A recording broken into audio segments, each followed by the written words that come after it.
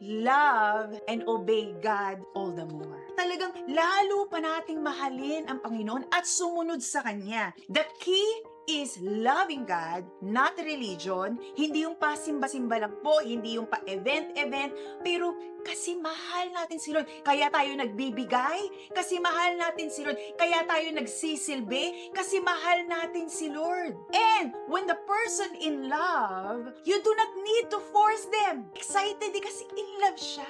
Kapag love na love mo, hindi ka na kailangan puwersahin. Lalo pa tayong magmahal at sumunod sa ating Ama. Because when we are in love, it's easy to obey.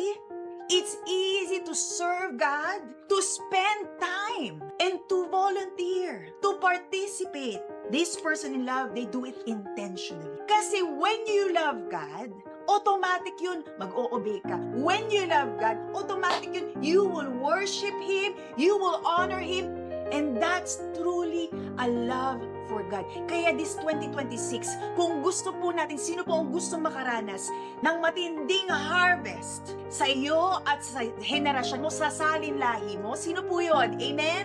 Let us love and obey God all the more.